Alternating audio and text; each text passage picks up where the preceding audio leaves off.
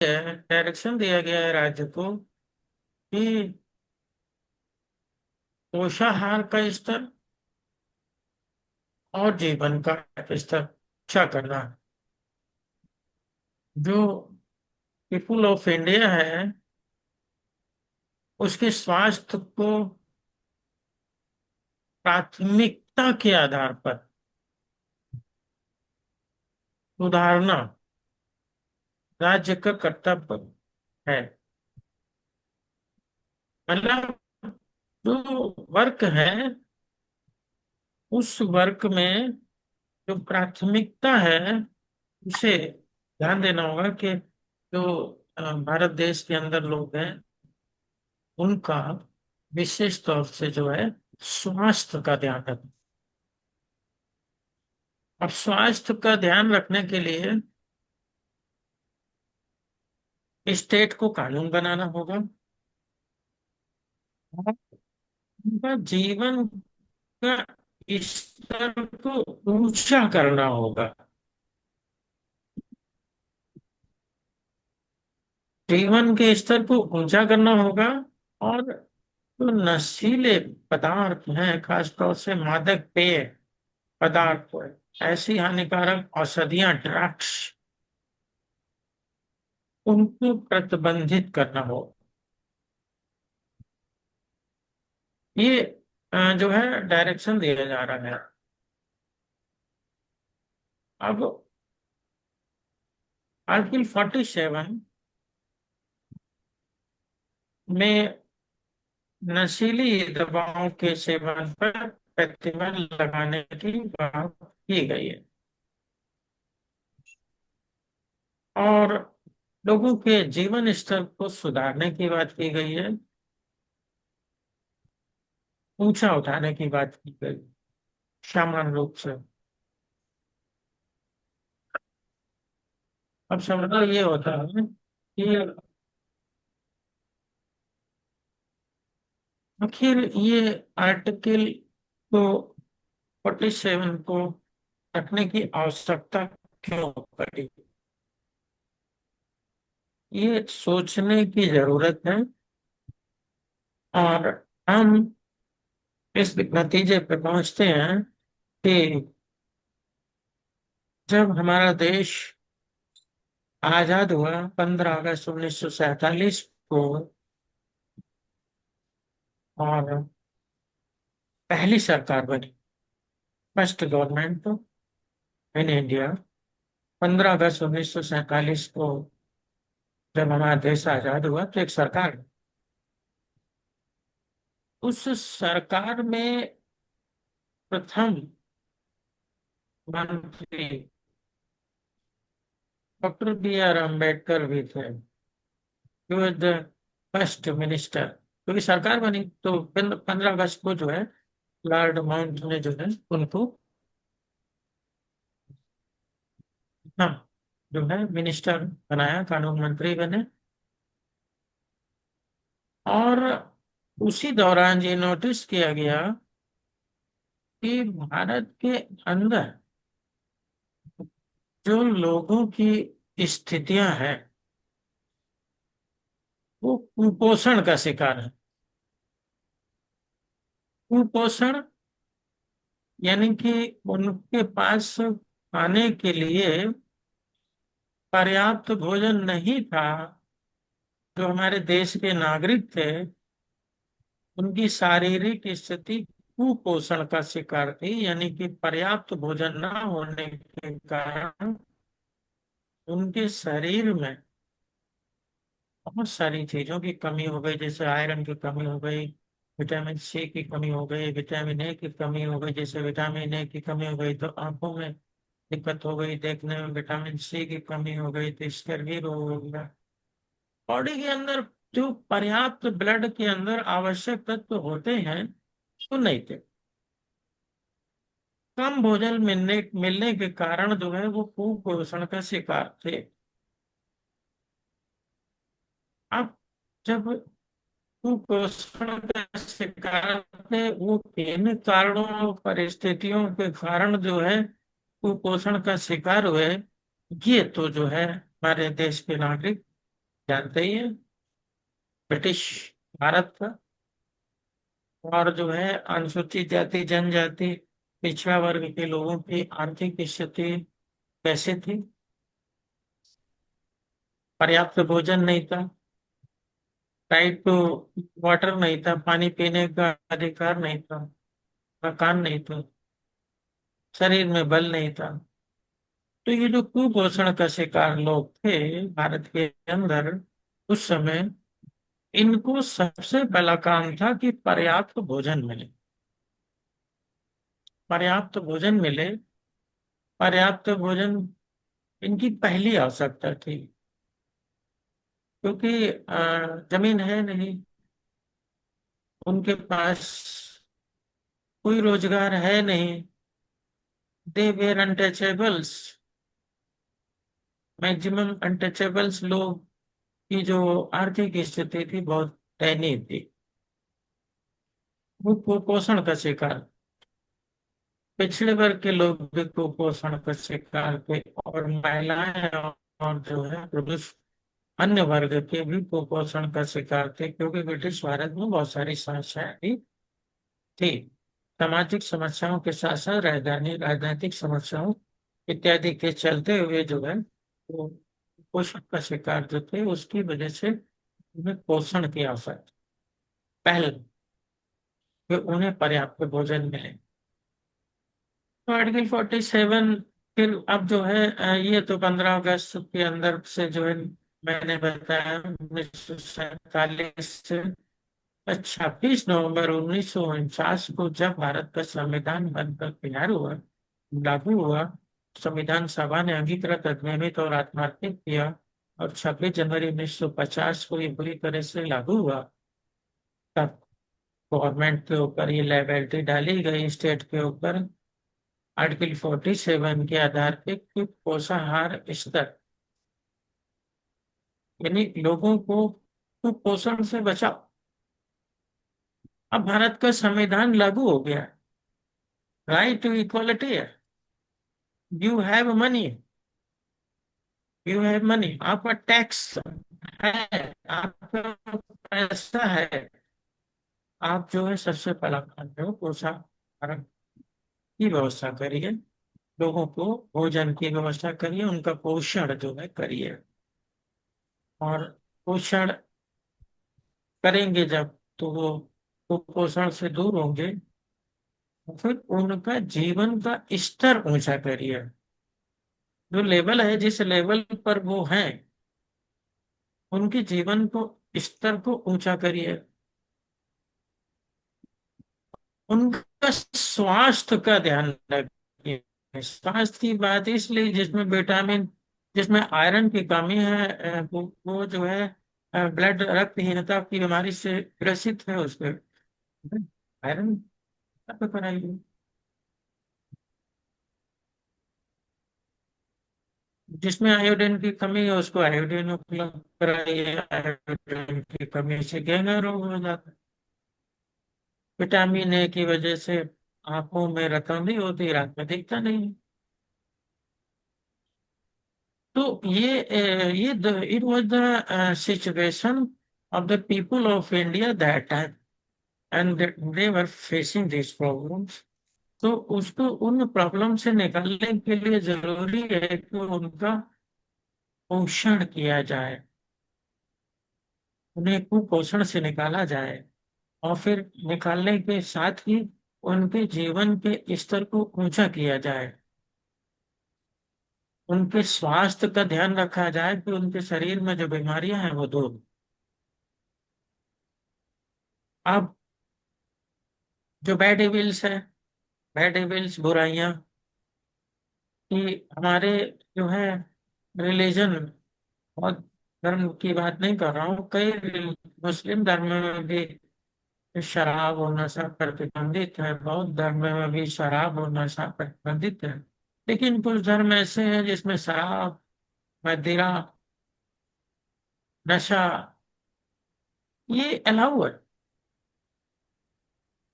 उसके कारण जो है, उससे प्रभावित होने के कारण लोग जो है शराब को प्रसाद समझते हैं। ईश्वर का प्रसाद, मांस और मदिरा का सेवन करना, और उसके अलावा जो दूसरी ड्रग्स हैं, अफीम है, चरस है, ये भारत में सेवन करना आम बात थी। ये कॉमन पीपुल जो है अफीम खा रहा है और चरस पी रहा है, गांजा पी रहा है, ये सब उसमें व्याप्त थी। ये जो बैड इविल्स थे वो सब उसमें व्याप्त थे। That time this was the situation of the people of India. तो how it is a responsibility of the state to protect these citizens from these evils। तो ये इन बुराइयों से जो है राज्य का कर्तव्य है कि भाई वो उसको दूर करे, रोके।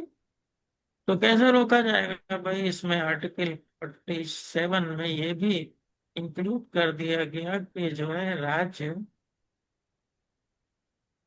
जो नशीले पदार्थ उनको भी प्रतिबंधित करे। ऐसी औषधियां, औषधि नशीले पदार्थ में अफीम है, चरस है, गांजा है, कोकीन है, हेरोइन है, ये सारी चीजें हैं। मदिरा भी है, मदिरा भी है, इंग्लिश हो या हिंदी हो, वो सब जो है शामिल है। जब वो रोक दिया जाएगा और जब उसको ड्रिंक नहीं करेंगे उनका शरीर स्वस्थ होगा। क्योंकि जिसके शरीर में ऑलरेडी ब्लड कम है, पता चला हुआ है बोतल दारू पी करके पड़ा है, तो वो तो और बीमार हो जाएगा। जिसके जिसको आंख से दिख नहीं रहा है, जिसमें विटामिन ए की कमी है, तौंदी हो रही है, वो जो है बीमार है और नशे में है, गांजा पी रहा है। जिसको फेफड़े की बीमारी है वो गांजा पी रहा है, बीमार हो जाएगा। तो how can be protect our citizens of India? हम भारत के नागरिकों को संविधान के द्वारा कैसे बचाएं? These are the people of India, ये भारत के लोग हैं, इन्हें बचाना है। कैसे बचेंगे? इनका पोषण करना होगा, इनके जीवन के स्तर को सुधारना होगा, इनके स्वास्थ्य का ध्यान रखना होगा। और जो बुरे बुराइयां हैं, शराब है, अफीम है, चरस है, गांजा है, इन सबको प्रतिबंधित करना पड़ेगा। इन लोगों की पहुंच से दूर करना होगा। It as a direction to the state, ये है आर्टिकल 47। अब उसमें खास बात क्या है? खास बात इसको मुख्य बिंदु इसके हैं कि पोषण स्तर में सुधार कर, राज्य को यह सुनिश्चित करना चाहिए कि नागरिकों को पर्याप्त पोषण मिले, पर्याप्त खाना मिले। इसमें खाद्य सुरक्षा, कुपोषण को दूर करने और खाद्य वितरण की उचित व्यवस्था शामिल है। इट मीन्स ऐसे कानून, ऐसी व्यवस्थाएं करिए, ऐसे नियम बनाइए ताकि जो है भारत के जो लोग हैं, भारत के नागरिक हैं, उनका पोषण हो सके, उनको कुपोषण से दूर किया जा सके, उनके स्वास्थ्य का ध्यान रख, जीवन के स्तर को ऊंचा उठाना है। यह जो जीवन का स्तर है उसको कैसे कैसे ऊंचा उठाया जा सकता है? सिंपल है, आत्मनिर्भर बना के। आत्मनिर्भर कैसे बनाएंगे? उसको रोजगार देना, उसको शिक्षित करना होगा, उसको समाज में इक्वलिटी चाहिए, right to equality in society. Constitution में राइट टू इक्वलिटी आर्टिकल 14 में दी गई, लेकिन समाज में वी आर नॉट इक्वल। हम समाज में बराबर नहीं है। संविधान ने तो हमें बराबरी का दर्जा दे दिया, लेकिन सोसाइटी, जिस सोसाइटी में हमारा जन्म हुआ है, जिस सोसाइटी में हम रहते हैं, वह सोसाइटी के लोगों का जो एटीट्यूड है, जो नजरिया है, वह आज भी हमें समान नहीं मानता। वह हमें अपने स्तर का नहीं मानता। वह हमें, जो हमारी जो सोसाइटी है, मानव समाज है, इस समाज में हमारा जन्म हुआ है, वह समाज में ऊंच और नीच की भावना जाति आधारित, और उस जाति आधारित भावना से निकाल करके उच्च नीच की व्यवस्था को समाप्त करके उसके जीवन को, स्तर को ऊंचा उठाना है। यानी सामाजिक स्तर से उसको ऊंचा उठाना है, आर्थिक स्तर से भी उसको उसको ऊंचा करना है। ये उद्देश्य है। और इसमें जो है सबसे महत्वपूर्ण है शिक्षा, एजुकेशन। तो आर्टिकल 40 से जो 7 है, उसका जो है डायमेंशन बहुत बड़ा है। उसका जब व्याख्यान किया जाए तो बहुत विस्तृत है। और सिर्फ अगर आर्टिकल 47 को ही गवर्नमेंट जो है सीरियसली लागू कर दे, तो भारत के अंदर से अ, सारी जो है समस्याएं नागरिकों की दूर हो सकती हैं। तो शिक्षा को जो है, रोजगार को, और जो बुनियादी सुविधाएं हैं उसमें हमारा मकान है, कपड़ा है, दूसरे साधन है, ये सारी चीजें जब हमें उपलब्ध कराने वाले कानून बनाए जाएं, तो जो है हमारे जीवन का स्तर ऊंचा हो। और हुआ है, वह भी है। अनुसूचित जाति और अनुसूचित जनजाति और पिछड़े वर्ग के लोगों का जो है शिक्षा अ, को प्राप्त करने के कारण जो है, जिन लोगों ने उच्च शिक्षा प्राप्त करी, जिन लोगों ने अपने व्यापार को किया, जिन्होंने अवसर का लाभ उठाया, आज उनका जीवन सब ऊंचा, वो BMW से चल रहा है, वो विदेशों में रह रहे हैं। ये it is impact of article 47। ये संविधान का प्रभाव है। अगर संविधान नहीं होता तो BMW नहीं होती, ये ऊंची ऊंची पोस्टें नहीं होती, विदेश में रहने का अवसर नहीं मिलता, ये बड़े बड़े मकान, बड़े बड़े जो है आलीशान कोठियां नहीं होती, और जीवन स्तर हमारा वही पहले जैसा होता है। जो देश की आजादी के समय कुपोषण का शिकार थे हमारे बुजुर्ग, जो हमारे पूर्वज थे जो कुपोषण का शिकार थे, है ना, वैसे ही जो है हम, उनके बच्चे भी जो है कुपोषण का शिकार होते। बट जो है आर्टिकल 47 का इम्पैक्ट है कि जिसकी वजह से जो है सुधार हुआ। तो ये मामला है। और जन स्वास्थ्य की बात हम करें तो राज्य के स्वच्छता, चिकित्सा सुविधाएं और रोगों को की रोकथाम के लिए उपाय कर, क्योंकि लोगों का जो पब्लिक का जो है स्वास्थ्य, जन स्वास्थ्य, पब्लिक के लिए, जो आम पब्लिक है उसके स्वास्थ्य की व्यवस्था की बात की गई है, तो इसीलिए सरकारी अस्पताल खोले गए। इसीलिए हर जिले में सरकारी अस्पताल खोले जाते हैं, और उन सरकारी अस्पतालों में इलाज होता है। और इलाज में जो है 1 रुपए पर्चा बनता है, डॉक्टर निःशुल्क आपका रोगों का परीक्षण करता है, और फिर दवाइयाँ भी आती हैं। वो दवाइयाँ भी निःशुल्क दी जाती है, सारी सुख सुविधाएं दी जाती है हॉस्पिटल में, ताकि ये गरीब आदमी को स्वास्थ्य सेवाएं मिल सके। और ये रिस्पॉन्सिबिलिटी आता है स्टेट। इसलिए भारत देश के अंदर प्रत्येक जिले के अंदर जो है सरकारी अस्पताल बनाए जाते हैं। और उनका जो है एक, जैसे हमारे यहाँ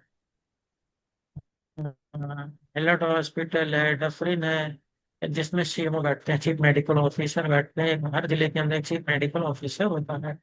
दवाइयाँ आती हैं, टेंडर होते हैं, बहुत सारी चीजें होती हैं। बड़े बड़े एक्सीडेंट होते हैं सड़कों के ऊपर, कार चली जा रही है, दूसरी कार से लड़क गई है, अब वहां पर नर्सिंग होम में कौन भर्ती कराए?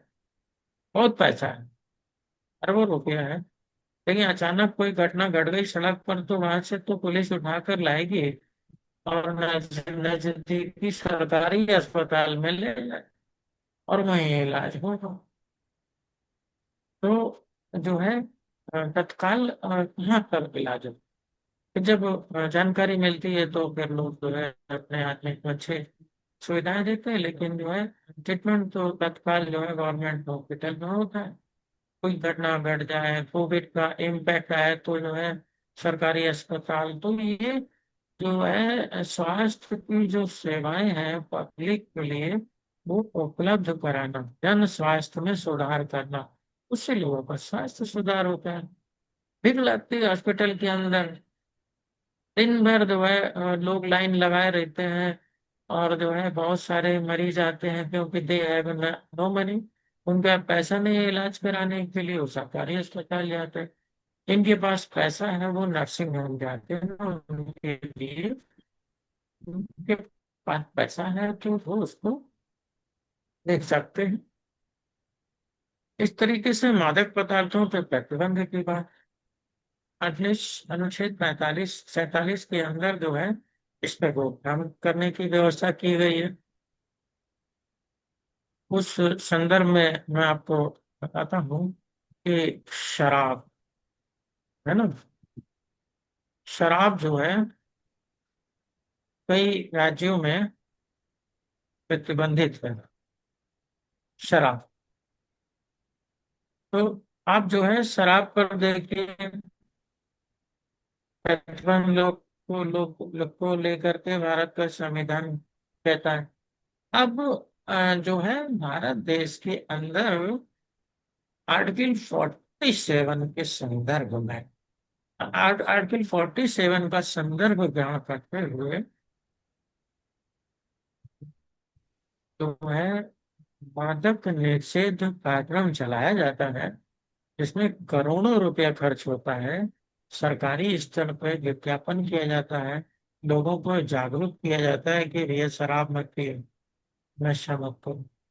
खासतौर से मादक निषेध कार्यक्रम चलाया जाता है, और उसमें सरकार का करोड़ों रुपए, अरबों रुपए खर्च होते हैं। ये अवेयरनेस प्रोग्राम चलाती है सरकार, 47 को दृष्टिकोण 47 को दृष्टिकोण करते हुए। अब एक बड़ा एग्जाम्पल है कि जब भारत देश के अंदर लॉकडाउन हुआ,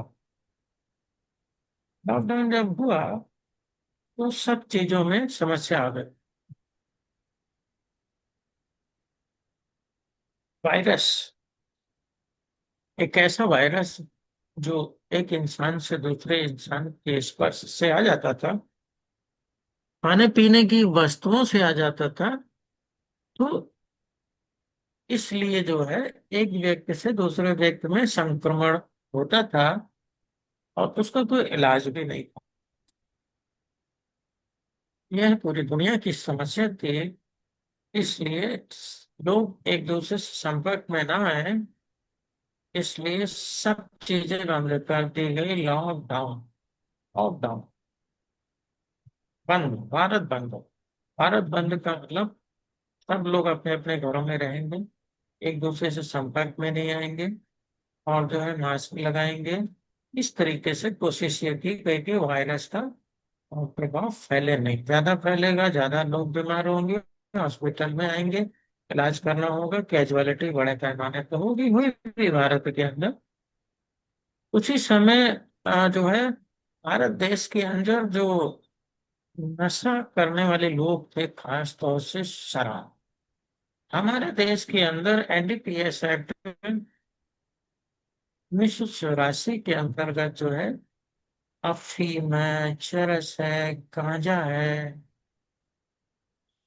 ये सब चीजों के का उत्पादन और पब्लिक के द्वारा इसका विक्रय और इसका सेवन प्रतिबंधित किया गया है, और दंडनीय अपराध घोषित किया गया है। एनडीपीएस एक्ट के अंतर्गत जो है ये कृत दंडनीय अपराध है, नॉन बेलेबल ऑफेंस है, जमानत भी नहीं होने वाली है। इसलिए कि खुले तौर पर जो है चरस है, अफीम है, गांजा है, इसी चीजों का हेतु में जो है कृषि न की जाए। कृषि करना अपराध है, और उसका सूखा या गीला अवस्था में रखना, किसी के पास पाया जाना भी अपराध है, और उसका सेवन करना भी अपराध है, उसका विक्रय करना भी अपराध है, उसका गोदाम में रखना भी अपराध है। किसी भी अवस्था में आपका पाया जाता है तो आप एनडीपीएस एक्ट के अंतर्गत जो है अपराधी दोषी पाए जाएंगे, और आप पर कार्रवाई हो जाएगी और जो है जेल में चले जाएंगे।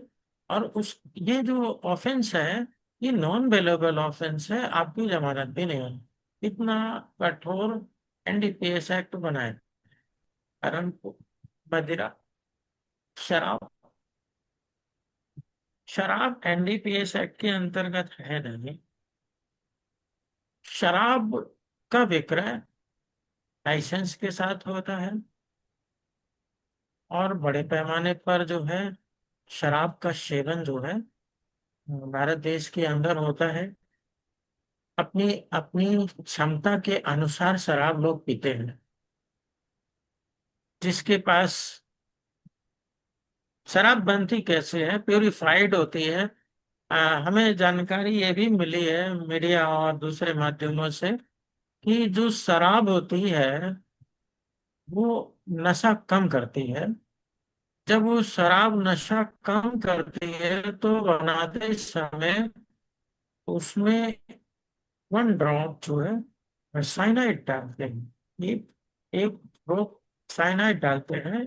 बड़े पैमाने पर जब बनता है तो उसमें अलग से नशीला पदार्थ मिलाते हैं, जैसे साइनाइड हो गया है, या दूसरा पदार्थ है कि जो ये कोबरा होता है उसका विष।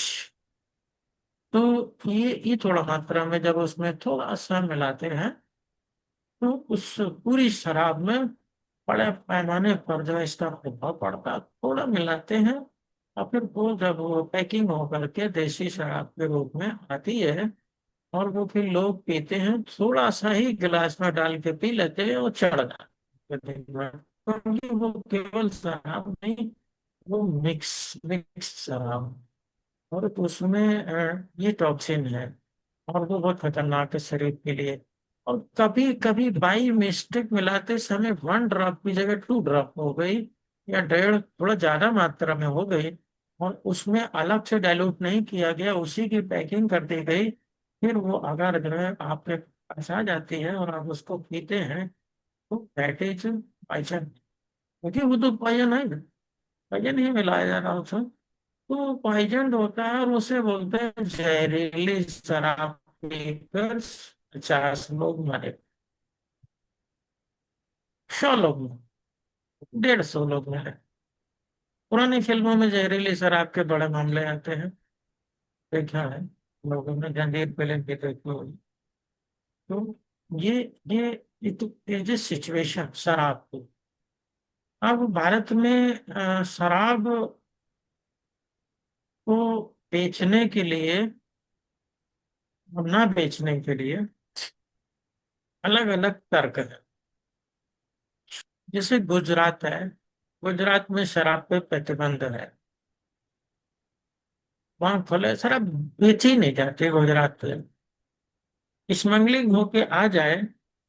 लेकिन फिलहाल तो वो जो है, या ऐसा नहीं कि गए मार्केट में अंग्रेजी शराब की दुकान से शराब ले ली, पी लिया। अंग्रेजी शराब जो है प्यूरिफाइड होती है, और कई प्रकार से वो प्यूरिफाइड होती है, इसलिए वो कॉस्टली होती है। और उसमें केमिकल का जितनी महंगी शराब होती चली जाती है, 10,000, 5,000, 15,000, वो शरीर के लिए नुकसानदायक तो सभी प्रकार की शराब होती है, लेकिन जो है वो कम नुकसानदायक होती है क्योंकि महंगी होती है।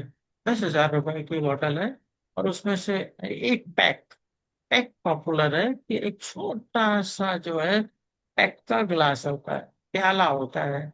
उस छोटे से पैक में जैसे कहीं आजकल तो भारत देश के अंदर जगह जगह जो है व्यवस्थाएं हैं, बियर बार बनाए गए। उसमें जो पैक होता है, छोटा सा कांच का एक छोटा सा गिलास होता है, उसमें हाफ पैक थोड़ा सा होती है, बस उतना ही पी लेते हैं। पैसे वाले समझदार लोग, बस दैट्स इट।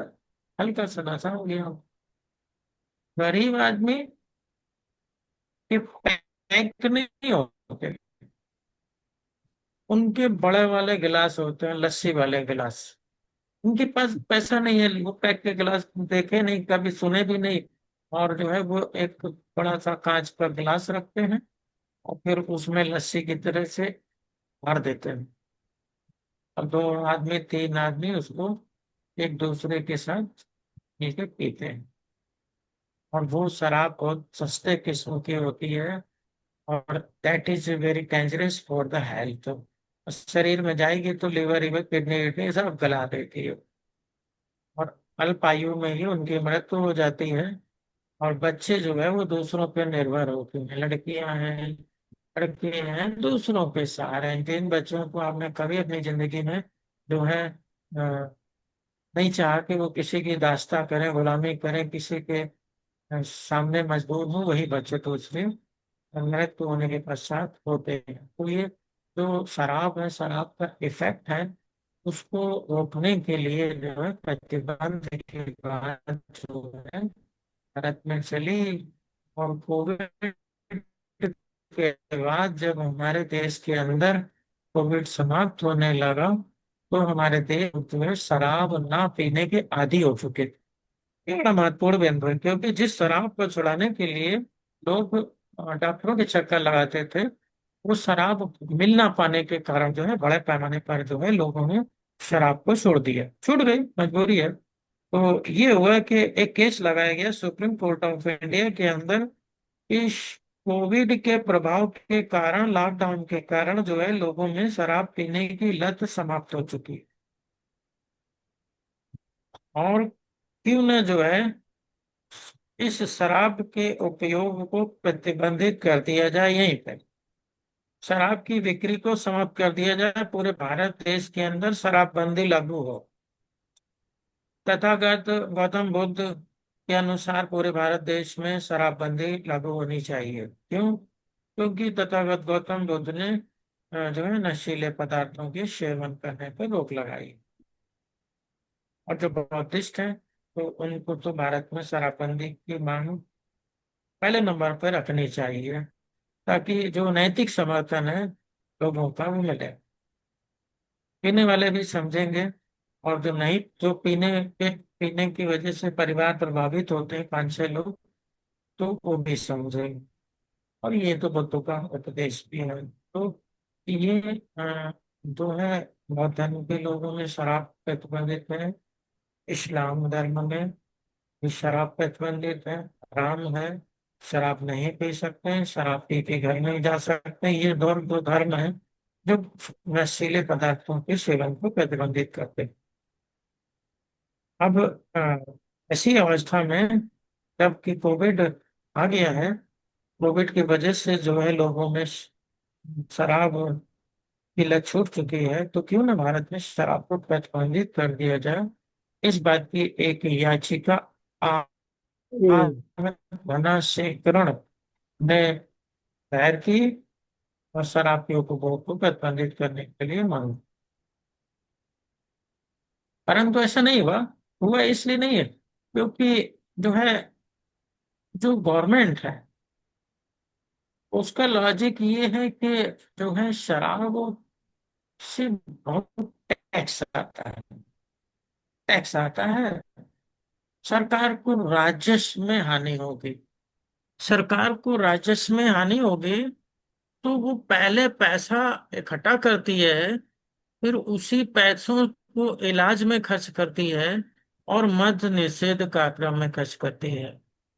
जितना पैसा जो है शराब की बिक्री से आता है, उससे 1000 गुना जो है ज्यादा खर्च हो जाता है इन लोगों के पोषण के लिए, स्वास्थ्य के लिए, इन लोगों के इलाज के लिए। क्योंकि अगर किसी परिवार के मुखिया की मृत्यु हो गई, तो वहां पर आय का साधन समाप्त हो गया। अब उसकी पत्नी, उसके बच्चे, और सब डिपेंड तो गवर्नमेंट पे ही। आर्टिकल 47 के तहत उनका जीवन स्तर सुधारना है, उनका पोषण सही करना है, उनको शिक्षित करना है, उनके साथ डिस्क्रिमिनेशन को रोकना है, सब लायबिलिटी स्टेट। जो परिवार के मुखिया की लाइबिलिटी है वो नशीले पदार्थ वो चली गई, चला गया, और ये सब सरकार को देते चला गया। तो what have government done in the favour of article 47 में जो है इस संबंध में गवर्नमेंट ने क्या क्या योजनाएं बनाई, इसका महत्व क्या है? तो इसका महत्व ये है कि सामाजिक कल्याण, आर्टिकल 47 की वजह से जो है सामाजिक कल्याण पैदा हुआ, और सामाजिक कल्याण की बहुत सारी योजनाएं बनाई गई। स्वास्थ्य संबंधी नीतियां बनाई गई, जैसे राष्ट्रीय स्वास्थ्य मिशन, आयुष्मान भारत और स्वच्छता अभियान जैसे स्वच्छ भारत मिशन, ये सब चीजें स्वास्थ्य से संबंधित गवर्नमेंट ने स्टार्ट करी। मादक पदार्थों पर नियंत्रण, इसके लिए मैंने बताई आपको कि एनडीपीएस एक्ट जो है बनाया गया। और जो है ये आपका शराब पर भी प्रतिबंध जो है लगाया गया। कई राज्यों में प्रतिबंध है, लेकिन वो बहुत कम है।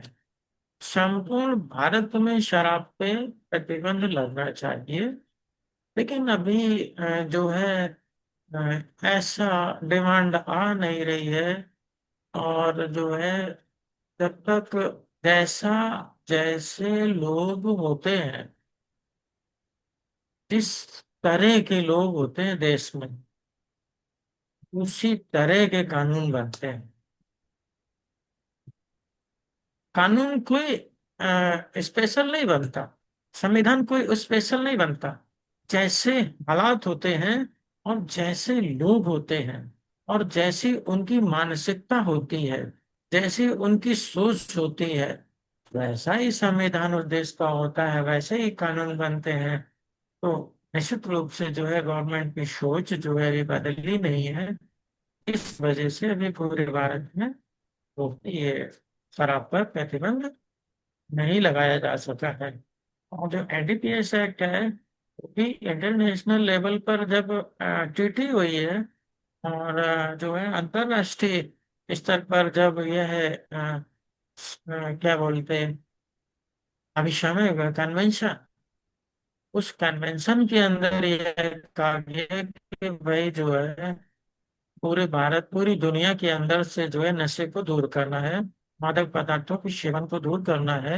ये जब इंटरनेशनल लेवल पर कन्वेंशन में ये एजेंडा सेट हुआ, and India was the member of the convention, India भी उस कन्वेंशन का सदस्य था, और भारत को रिप्रेजेंट कर रहा था, तो वहां पर उसने भी साइन किया, भारत देश ने भी, कि हम भी अपने तो जो कन्वेंशन के बाद भारत देश के अंदर, क्योंकि जब हमारा देश आजाद हुआ 15 अगस्त 1947 को, तब से लेके 1984 तक जो है ये सब चीजें खुलेआम बिकती रही है, कोई कानून नहीं। कन्वेंशन के बाद ये एनडीपीएस एक्ट आया। एनडीपीएस एक्ट का जो दायरा था, उस क्योंकि जो कन्वेंशन का दायरा था, कन्वेंशन के अंदर जो डिसाइड हुआ है, and India was agree and India has signed that I will protect our citizen from these bad evils. हम इन बुराइयों से जो है अपने नागरिकों को बचाएंगे, कमिटमेंट कन्वेंशन में भारत देश करके आया जागरूक। तो उसने एनडीपीएस एक्ट को भारत में लागू किया, बनाया पार्लियामेंट में, और लागू हुआ। उसका दायरे में शराब नहीं है, एनडीपीएस एक्ट के अंदर शराब को भी लाने की जरूरत है, लेकिन शराब नहीं। तो पहले जो है खुलेआम बड़े पैमाने पर अफीम में, चरस से, गांजा पर खेती होती थी बाराबंकी में अफीम की। बड़े बड़े जो है खेत होते थे, अफीम से टैक्स लिया जाता था। अफीम की जो गोली होती थी उसको लोग पीते थे। अफीम की खेत, अफीम बड़ा फायदेमंद व्यवसाय होता था उस समय। परंतु जब एनडीपीएस एक्ट आ गया तो ये बंद हो गया सब। अब उतना ही उत्पादन किया जाता है जितना औषधि के लिए आवश्यक है, और ये भी गवर्नमेंट द्वारा लाइसेंस दिया जाता है। उसके अलावा कहीं कोई उत्पादन होता है तो एनडीपीएस एक्ट के अंतर्गत तो कार्रवाई होती है। शराब उसके अंदर इंक्लूड नहीं है। हमारे देश के नागरिक ये मांग कर सकते हैं कि शराब को भी एनडीपीएस एक्ट के दायरे में लाया जाए। एनडीपीएस एक्ट के दायरे में शराब को लाया जाए। प्रतिबंध लगाने की जरूरत नहीं, क्योंकि भारत सरकार प्रतिबंध नहीं लगा रही है ना। तो एनडीपीएस एक्ट में लिया है, और एनडीपीएस एक्ट के दायरे में जब आ जाएगा शराब, तो भारत में शराब की बिक्री बिल्कुल खुलेआम नहीं हो सकती है। और आर्थिक आय, इनकम जो है, पता चला 100 रुपए कमा रहे हैं दिन भर में, 50 रुपए को वो लेके पी रहे। तो शराब को भी उसके साथ जोड़ना चाहिए। बैंक का खाता आधार से लिंक है, सिम कार्ड आधार से लिंक है, हर चीज आधार से लिंक है। एडमिशन लेना है बच्चे को, आधार दिखाओ, आधार कार्ड लाओ भाई। आपको अब प्राइमरी में जो है, बच्चों का एडमिशन क्यों नहीं हो पाया? ये प्राइमरी स्कूल बंद क्यों हो गए? क्योंकि वहां पर आधार कंपलसरी है। पहले आधार दिखाइए, तब जो है पोर्टल पर रजिस्ट्रेशन होगा, तब एडमिशन होगा। पोर्टल की रिक्वायरमेंट आधार है, आधार है नहीं।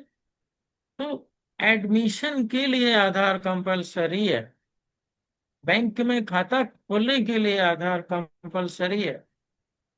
तो भैया शराब खरीदने के लिए भी तो आधार कंपलसरी होना चाहिए।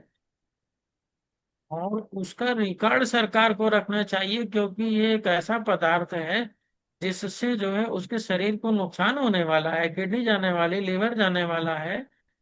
और निश्चित रूप से जो है लीवर सिरोसिस हो जाएगा, और लीवर डैमेज होगा तो फिर आदमी मरे, बचेगा नहीं। हमारे मोहल्ले में एक बहुत बड़े अम्बेडकरवादी व्यक्ति थे, और वो है उनका बच्चा इंग्लिश मीडियम से पढ़ा, लेकिन रख रखाव और संगत का असर ये हुआ कि वो शराब पीने लगा व्यापार में। और फिर वो इतना पीने लगा कि उसका लीवर डैमेज हो गया। फिर डॉक्टरों ने जो है इसको मना कर दिया। बड़ी मुश्किल में भंते जी के माध्यम से एक बार फिर से उसका इलाज किया गया। फाइनल वार्निंग दी गई कि इसको कहीं पी न ले। ठीक किया डॉक्टरों ने, जो सोसाइटी के डॉक्टर थे लग करके। और फिर उसने अपने कर्मचारी से शराब मंगाई और पी ली। और लीवर लीवर झेल नहीं पाया, क्योंकि लीवर कमजोर थे बिल्कुल। वो शराब को लोड लेने की स्थिति में नहीं, मर गया लड़का। खत्म कहानी। दो लड़कियां छोड़ दिया। तो अगर यही शराब जो है अ, आधार कार्ड दिखा करके मिले, और हेल्थ कार्ड बनना चाहिए। शराब में आप अपना हेल्थ कार्ड पे दिखाइए कि आपके शरीर की क्या स्थिति है, आपकी बॉडी में आयरन कितना, विटामिन कितना है, आपकी स्थिति क्या है। तो ये जो दो कंडीशन है, अगर शराब को जो है आप भारत देश में बेचना चाहते हैं, तो आधार से लिंक करिए, और उसका डाटा, उसका पोर्टल बनाइए। शराब के बिक्री के लिए पोर्टल होना चाहिए, और पोर्टल पे डाटा अपडेट होना चाहिए। किस आदमी ने किस दिन शराब खरीदी, और कितनी खरीदी, और उसका स्वास्थ्य क्या स्टेटस है, और उसकी आय का साधन क्या है। जब ये कंडीशन लगा दी जाएगी, तो शराब अपने आप प्रतिबंधित हो जाएगी। जैसे स्कॉलरशिप नहीं देंगे, नैक अगर नहीं है तो स्कॉलरशिप नहीं देंगे। अरे तुम्हारा नैक नहीं है विश्वविद्यालय का, तो स्कॉलरशिप से क्या लेना देना? तुम स्कॉलरशिप क्यों रोक रहे हैं? स्कॉलरशिप नहीं देंगे क्योंकि तुम्हारे कॉलेज का नैक नहीं। क्या मतलब है? अरे नैक नहीं है तो मान्यता समाप्त करो, पेनल्टी लगाओ उसके ऊपर। नैक क्यों नहीं है उसके ऊपर आर्थिक दंड लगाओ। स्कॉलरशिप क्यों रोक रहे? 75% जो है अटेंडेंस नहीं है तो स्कॉलरशिप रोक। अरे अगर जो है 75% अटेंडेंस नहीं है, तो स्कॉलरशिप क्यों रोक रहे भैया? वो व्यवस्थित करो कि वो आ क्यों नहीं रहा। Why these students are not present in the class. But scholarship रोकना, उद्देश्य क्या है? स्कॉलरशिप रोकना। तो हर मामले में स्कॉलरशिप स्कॉलरशिप स्कॉलरशिप खत्म ही हो गई। तो जब स्कॉलरशिप रोकने के लिए नाना प्रकार के कानून बनाए जा सकते हैं, जो शराब को भी रोकने के लिए बहुत सारे ऐसे नियम बनाए जा सकते हैं जिसके माध्यम से शराब पर प्रतिबंध लग सकता है। तो ये जो है भारत का संविधान का जो आर्टिकल 47 है, मैं उसके संदर्भ में व्याख्या कर रहा हूँ। मेरा उद्देश्य किसी भी व्यक्ति जो शराब पीता है उसकी भावना को ठेस पहुंचाना नहीं है, क्योंकि पीने वालों की भी भावना होती है ना। और जो पिलाने वाले धर्म है उनकी भी भावना होती कि शराब का प्रतिबंध लगाने की बात करें, हमारे देवता तो दिन भर पिए रहते हैं, फिर उनका क्या होगा। हमारे देवता को शराब चढ़ती है, वो कैसे चढ़ेगी, है ना। तो मेरा उद्देश्य आर्टिकल 47 के संदर्भ में भारत के नागरिकों को उसका उद्देश्य, उसका महत्व समझाना है। बाकी पीने वालों को कौन रोक सकता है, और सरकार पिला रही है, लोग पी रहे हैं। लेकिन जो है ये जो है काफी खतरनाक चीज है, इसको नहीं पीना चाहिए। मादक पदार्थों को पीने से क्या होता है कि आदमी का मत जो है दिमाग काम नहीं करता, वो नशे में रहता है। फिर उसके बच्चे कहाँ भागते जा रहे हैं, उसकी लड़कियां क्या कर रही हैं, उसके लड़के कहाँ जा रहे हैं, इसका उसे होश नहीं रहता। उसकी पत्नी कहाँ जा रही है, उसको होश नहीं रहता। और फिर निश्चित रूप से नैतिक पतन होता है। कोई अपराधी बन जाता है, कोई दूसरी चीजों में निकल जाता है, फिर उसी के फॉलो वायलेंस होता है, हिंसा होती है, मुकदमेबाजी होती है, शराब की वजह से पड़ोसी मार दिए, हो गया नशे में। तो ये नशे में बहुत सारे अपराध होते हैं। ये नशा जो है अपराध का मूल कारण। लेकिन सरकार क्यों नहीं जो है शराब पे प्रतिबंध लगाती है, ये तो सरकार से पूछना चाहिए। असेंबली के अंदर जो विधायक हैं, जीत के गए हैं, उनको रिप्रेजेंटेशन देना चाहिए। सांसद महोदय से पूछना चाहिए, राष्ट्रपति से पूछना चाहिए, ये सब पूछना चाहिए। जन आंदोलन जब बनेगा तो सब, तो भाई शराब भी नशा प्रतिबंधित हो जाएगा। मैंने बताया जैसा समाज होता है वैसा कानून होता है। एक दिन ऐसा समाज बन जाएगा कि लोग शराब से नफरत करेंगे, शराब नहीं पिएंगे, और फिर क्या होगा, फिर शरीर स्वस्थ होगा। स्वस्थ शरीर में स्वस्थ दिमाग होता है, और स्वस्थ शरीर, वो यही तो वो संविधान का उद्देश्य है कि पोषण आपको मिले, जीवन स्तर आपका सही हो, और जो है वो जो है डिस्परेशन का शिकार न हो, आप खुश रहे, स्वतंत्रता पूर्वक जीवन जिए डिग्निटी के साथ। यही तो संविधान चाहता है, यही तो बाबा साहब चाहते थे। तो ये है। और नीचे लिखा ही है कि राष्ट्रीय ग्रामीण स्वास्थ्य मिशन जैसे कार्यक्रम चलाए गए, राष्ट्रीय शहरी स्वास्थ्य मिशन चलाया गया, जन स्वास्थ्य को बेहतर बनाने के लिए पोषण योजनाएं चलाई गई। जैसे अब स्कूलों में मिड डे है। मिड डे क्या है? मिड डे ये है कि भाई जो है बच्चे खाना खा लेते हैं, जिनके घर में खाने को नहीं होता है, वो दिन में आते हैं, एक टाइम खाना खा लेते हैं अपनी थाली लेकर। फिर बच्चे आते हैं और खाना जो है स्कूल में, मिड डे, मिड डे, उसकी वजह से एडमिशन भी होते हैं। अब ये कुपोषण को दूर करने की एक अच्छी योजना है, लेकिन अब गवर्नमेंट ने जो है स्कूलों को बंद करने की योजना बनाई, यानी कि ये कुपोषण का फिर शिकार होंगे। This decision is against the Article 47. This decision is against the Article 31. This decision is against the Article 21A. यानी ये निर्णय संविधान विरोधी है। आप अगर मर्ज कर रहे हैं स्कूलों को, तो लगाओ फिर बसें, बसें लगाओ। You have to protect the our generation, you have to provide the facilities. अगर 10 किलोमीटर बच्चे को जाना है, दूर जाना है, ऐसे ही गांव देहात के अंदर सांप बिच्छू सब डसते रहते हैं, बलात्कार की घटनाएं होती रहती हैं, जाति आधार पे हिंसा होती रहती है, बेटी बचाओ का नारा खुद ही सरकार दे रही है। अब 1 किलोमीटर पे बेटी बचाना मुश्किल है, 3 किलोमीटर पर, 6 किलोमीटर पे, 10 किलोमीटर पर बेटी बेटी कैसे बचे? तो आप फैसिलिटीज उपलब्ध कराइए, आप ठीक है करो, बस लगाओ, बहुत से बच्चों को लेकर के बस ले जाए, निःशुल्क सुविधा दीजिए 47 के तहत। ये जो टैक्स हम देते हैं किस लिए दे रहे हैं, किस लिए दे रहे हैं टैक्स हम? गांव के लोग टैक्स नहीं देते क्या? दाल चावल अनाज नहीं खाते क्या? हैं? अरे जन्म से लेके कफन तक टैक्स ही टैक्स तो हम देते हैं। अब तो जो है ट्रम्प, डोनाल्ड ट्रम्प ने ऐलान कर दिया है कि भारत के ऊपर 50% टैरिफ लगाएंगे और पेनल्टी भी लगाएंगे।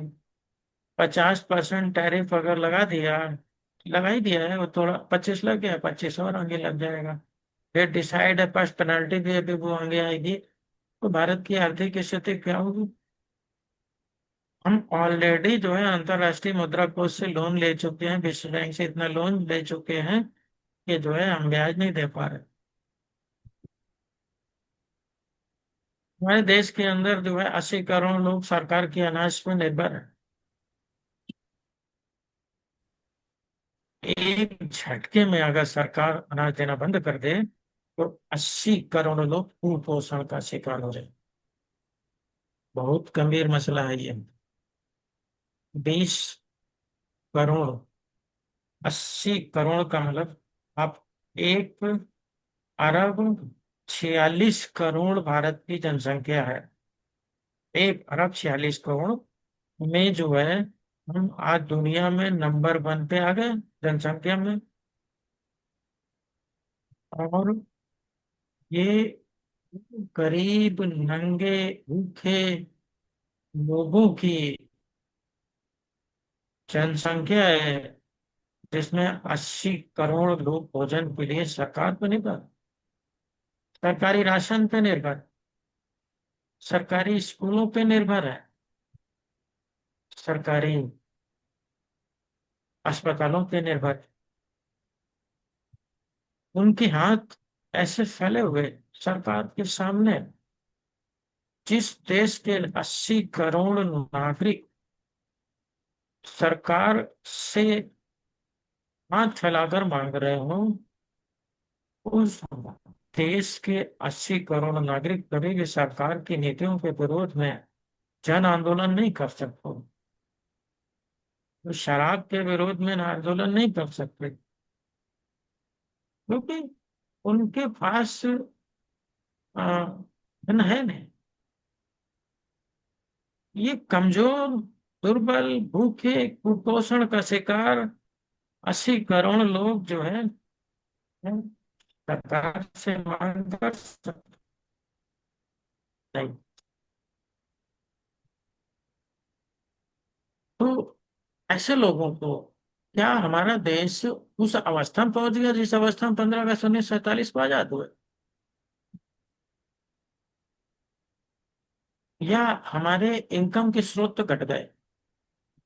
या हमारा ऊपर जो है विदेशी कर्जा बढ़ गया? ब्याज चुकाने के लिए हम लोन लेते हैं, ब्याज चुकाने के लिए हम लोन लेते हैं, उस लोन से ब्याज चुकाते हैं, और फिर उस लोन का ब्याज कहाँ से आएगा? तो फिर टोल टैक्स दुगना हो जाता, फिर बाइक पे भी टैक्स लगता है, फिर जीएसटी बढ़ता चला जाता है, फिर पॉपकॉर्न पे भी टैक्स लगता है। अभी 50% जो टैरिफ लगा रहा है, हमें लग गया है, अमेरिकन लगाया है भारत पे, उसका इम्पैक्ट ये होगा कि भारत देश के अंदर जो कंपनियां हैं अमेरिका में व्यापार करती हैं, उनको वो अमेरिका में सस्ता सामान बेचती है अमेरिका की तुलना। अब उनका सामान वहां महंगा हो जाएगा, 50% टैक्स लेगा अमेरिका। और जब वो 50% टैक्स देंगे तो फिर निश्चित रूप से उनका प्रोडक्ट वहां कैसे बिकेगा? फिर सस्ता है बिक रहा। तो फिर वो जब बिकेगा नहीं तो प्रोडक्शन बंद हो जाएगा। भाई जब हमारा माल बिक ही नहीं रहा है तो फिर वो प्रोडक्शन बंद हो जाएगा, और जब प्रोडक्शन बंद हो जाएगा तो कर्मचारी क्या करेगा? कर्मचारी की छटनी होगी, नए रोजगार के अवसर तो आएंगे नहीं, और जो पुराने काम करने वाले उनकी छटनी होगी भारत के अंदर। यानी बेरोजगारी का आलम आप देखिएगा क्या होने वाला है। भारत देश के अंदर, और गरीबी बड़े बड़े पैमाने पर आएगी। और दूसरे देशों में जब अपना प्रोडक्ट बेचने के लिए जाएंगे अमेरिका छोड़ करके, तो भाई अमेरिका बड़ा पावरफुल देश है। जब वो चाहता है तो सरकारें बनाता है, और जब चाहता है सरकारें गिरा देता है। कहाँ जाएंगे, क्या बेचेंगे हम? तो जो है भारत के अंदर जो है बड़े पैमाने पे जो है महंगाई बढ़ने वाली है, बड़े पैमाने पे गरीबी और बढ़ने वाली है। और ऐसी स्थिति में जो है भारत के ये लोग जो है कुपोषण के और शिकार होंगे। और ये शराब जो थोड़ा बहुत कमाते हैं, बचा ले अपने जीवन स्तर को सुधारने के लिए, तो वो शराब में खर्च कर देते हैं। और जो लोग शराब नहीं पीते हैं, उनके पास हिंदू धर्म में इतने सारे त्योहार हैं कि वो उसी में जमा करते रहते बैंक को। उनकी बैंक कहाँ पे है? एक शराब खाने में बैंक है अकाउंट उनका, शराब खाने में खुला हुआ है। जमा करो, डेली आओ, 100 रुपये 200 रुपये जमा कर जाओ। समझदार आदमी एसबीआई में पैसा जमा कर रहा है, और जो है अशिक्षित और नशे का शिकार व्यक्ति जो है शराब खाने में जो है वहां पे अकाउंट खोल रखा है। ऑफिस से निकले, दुकान पहुंच गए, वहां पे जमा करा है 500 1000, तो जिस स्तर का है। तो जब आपकी बचत ही नहीं है, तो आपका जीवन स्तर नहीं सुधरेगा, आपके बच्चों का जीवन स्तर नहीं सुधरेगा, परिवार का जीवन स्तर नहीं सुधरेगा, इलाज नहीं करा पाएंगे, तो फिर क्या होगा? गुलाम के घर में गुलाम पैदा हो। आर्थिक गुलामी का प्रमुख कारण शराब है। ये भी एक ऐसे कह सकते हैं मनोवैज्ञानिक एक वो जाल है। ये भी एक मनोवादी जाल है, जिससे बुद्धा ने निकालने का प्रयास किया है कि भाई इससे अगर निकाल लिया जाए तो बड़े पैमाने पर बुद्धि का विकास होगा। तो यहीं पे मैं अपनी बात समाप्त करता हूँ। जय भीम, नमो बुद्धाय। समझ समझ।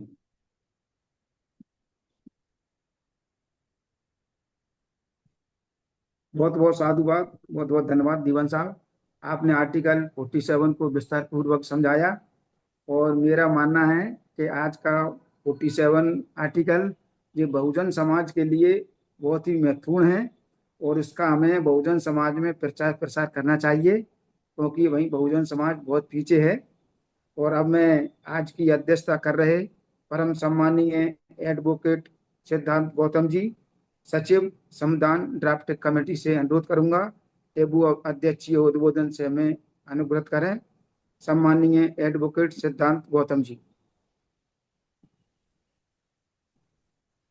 धन्यवाद सम्मानीय संचालक जी। सभी महापुरुषों को नमन करते हुए हमारे राष्ट्रीय अध्यक्ष परम आदरणीय धर्म प्रकाश भारतीय बौद्ध साहब,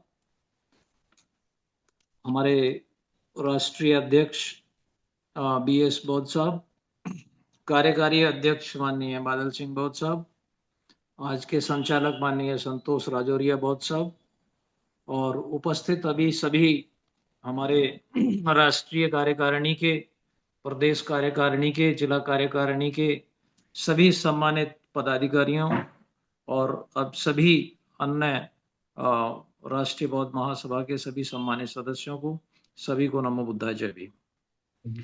साथियों, आपने अभी डॉक्टर साहब ने बहुत अच्छे तरीके से आर्टिकल 47 की व्याख्या की है आपके सामने। बहुत सारे उन्होंने एग्जाम्पल्स दे करके इस आर्टिकल को, जो महज 5 लाइनों का आर्टिकल है, बट क्योंकि संविधान में जो आर्टिकल निहित है वो बहुत बड़ी व्याख्या अपने आप में लेकर के चलता है, क्योंकि वो एक सार है, और उस सार को डॉक्टर साहब ने बहुत विस्तार से आपके सामने बहुत ही सरल और अच्छी भाषा में, जो बहुत आराम से समझी जा सके, उस भाषा में आपके सामने रखा है। मैं उनको बहुत बहुत साधुवाद देता हूँ।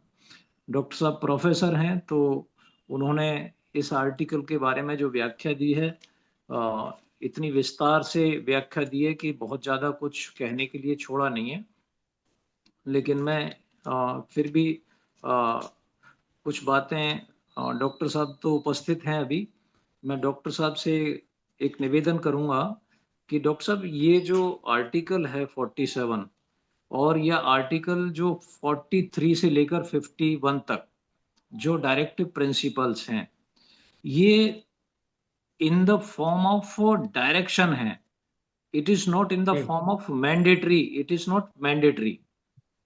जी तो मैं ये जानना चाहूंगा कि क्योंकि इसको एक डायरेक्टरी है, इट इज नॉट मैंडेटरी, सो जो चीज डायरेक्टरी है उसको स्टेट के विवेक पर छोड़ दिया गया है।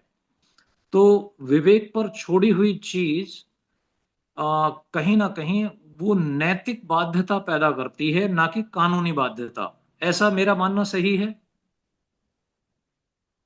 देखिए, इस संबंध में आपका मानना कह सकते हैं सही है।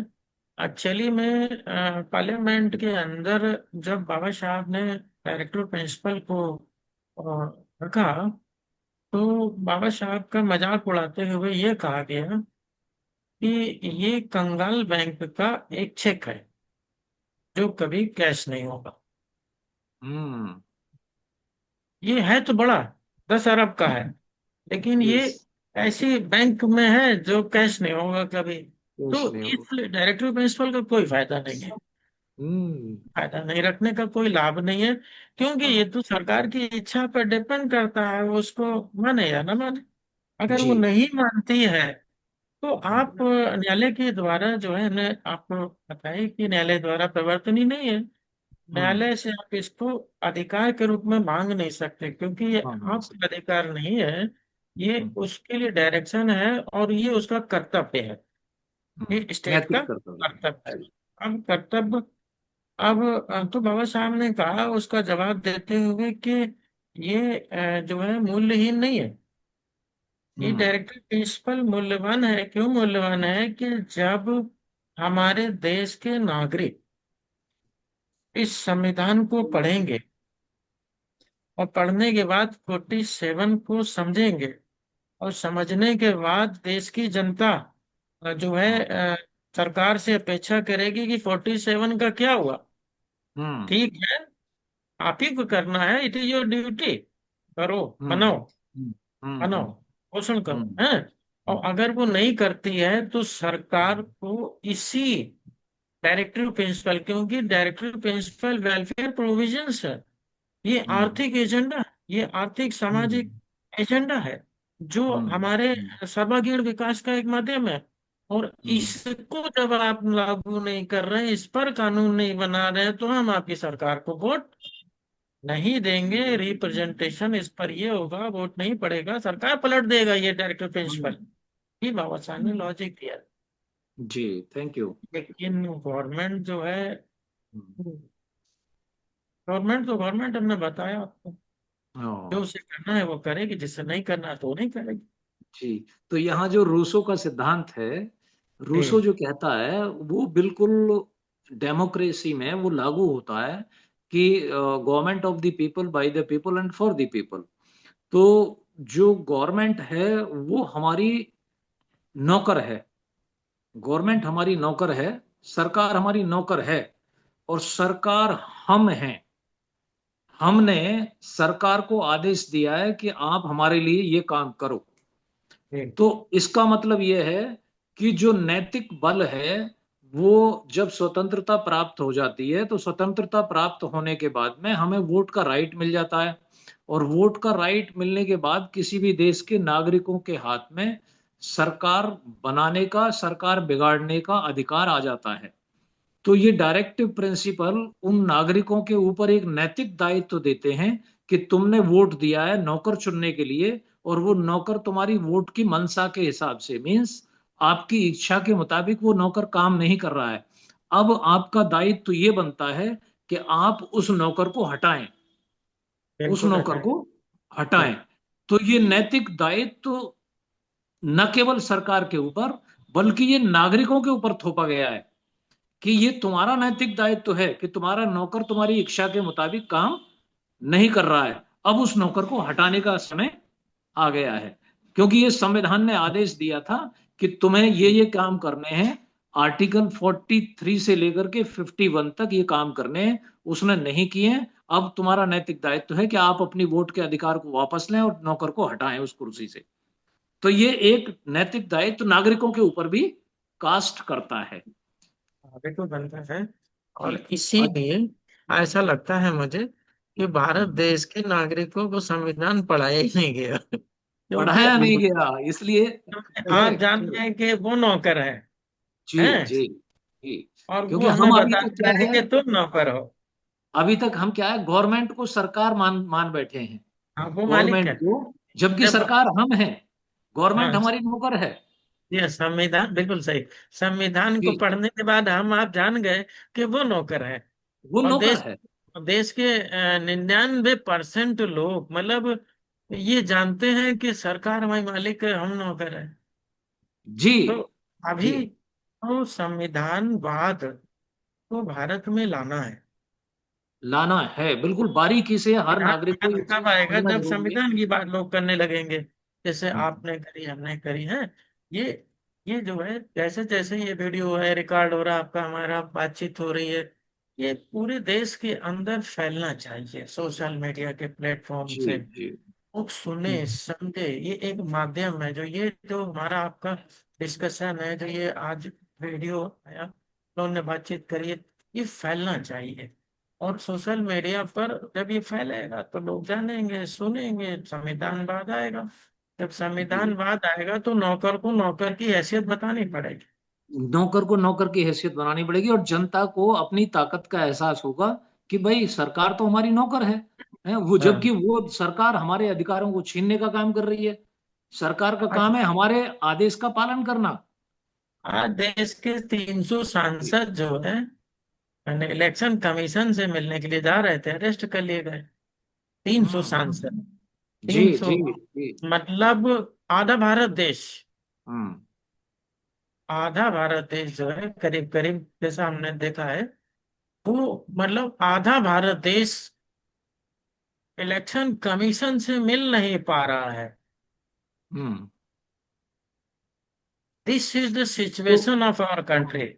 ये एक सीधा संकेत इलेक्शन है कि कमीशन हमारा जो जो है नौकर सुन है, नहीं रहा है। अब सीधा देश के संकेत इससे पूरे ये मिल भारत रहा के है। लोगों का रिप्रेजेंटेशन करने वाले मेंबर ऑफ पार्लियामेंट हैं, जब वो वहां जाते हैं तो उसके पीछे जनता भी होती है। वो हमारे वो जनता रिप्रेजेंटेटिव, जनता उनको की इच्छा व्यक्त कर नहीं, रहे हैं वो। उनको तो इलेक्शन कमीशन इसका सीधा संकेत हमें ये मिल रहा है कि नौकर अपने आप को मालिक समझ बैठा है। बिल्कुल डिक्टेटरशिप है। जी। अच्छा, दूसरी फोर्स बात की ये दम मैं, पे, फोर्स की दम पे, फोर्स की जी दम पे जी। हम नहीं मानते संविधान। जाओ। और ये जो डायरेक्टिव प्रिंसिपल्स हैं, देखिए मेरा, जहां तक मैं अपना व्यक्तिगत मेरा विचार है कि जो डायरेक्टिव प्रिंसिपल हैं ये बहुत दूरदृष्टि के साथ इनका समावेश संविधान में किया गया है।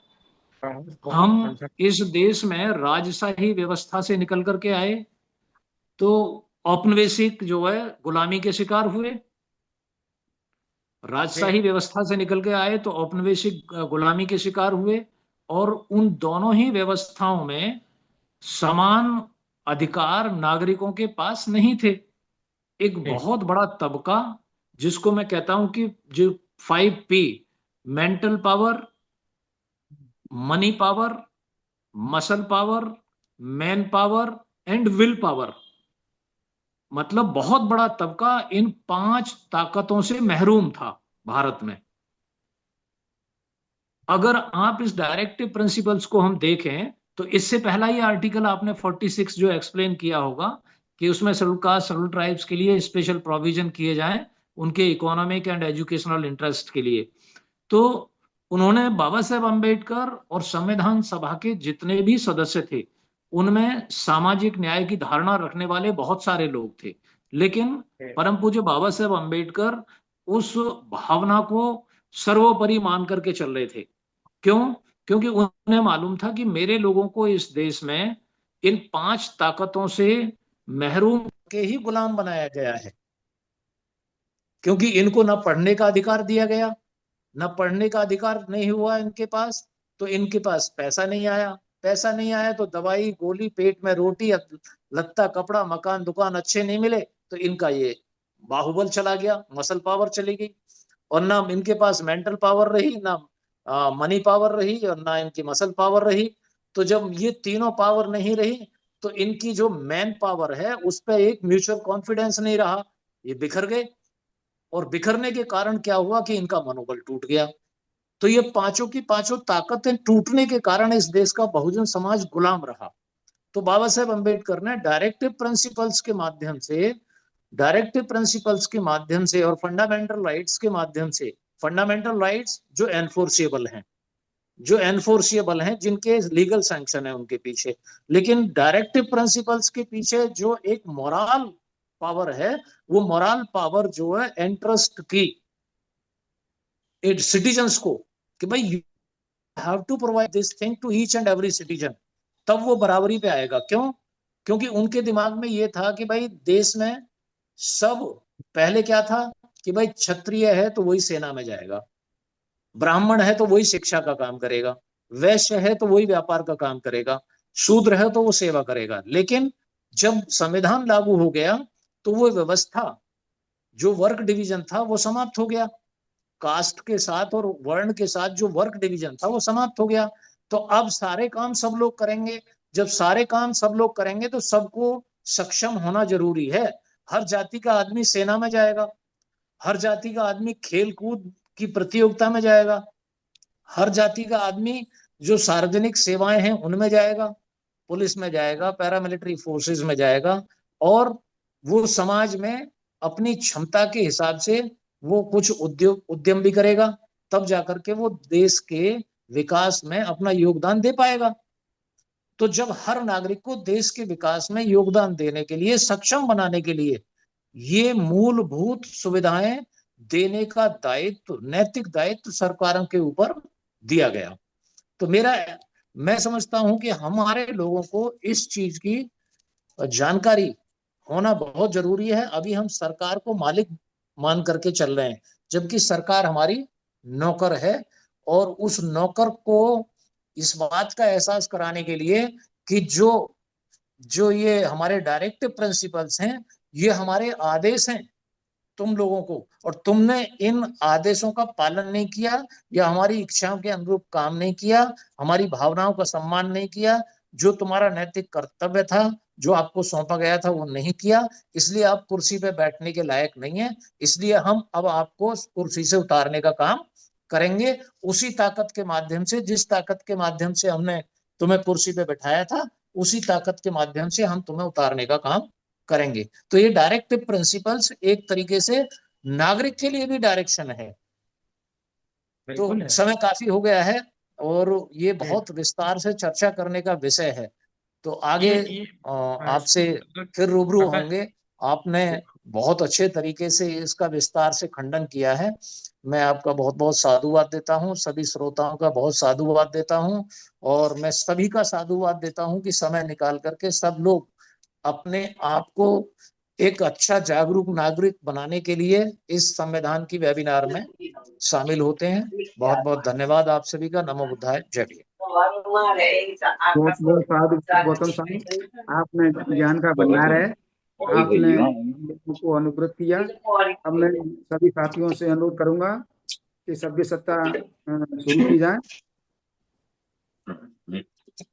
सभ्ये सत्ताः सुखी भवन्तु, सभ्ये भवन्तु सुखिनो, सभ्ये भद्राणि पश्यन्तु मा कश्चित् दुःखमागमः।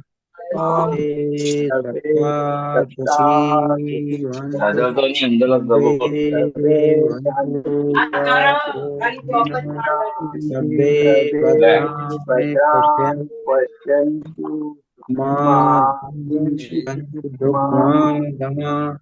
सभ्ये सत्ता सुखी भवन्तु, सभ्ये भवन्तु सुखिनो, सर्वे भद्राणि पश्यन्तु मा कञ्चित् दुःखमागं बोलो हम तो जो मुझे आगे या धम्मं नमामि संघं हम नमामि भगवान के थाकी जय भी नमो बुद्धाय। जय भी नमो बुद्धाय सभी को सादर नमस्कार, जय भीम। जय भी जय भी नमो बुद्धाय, जय भीम। सबको जय भीम, नमो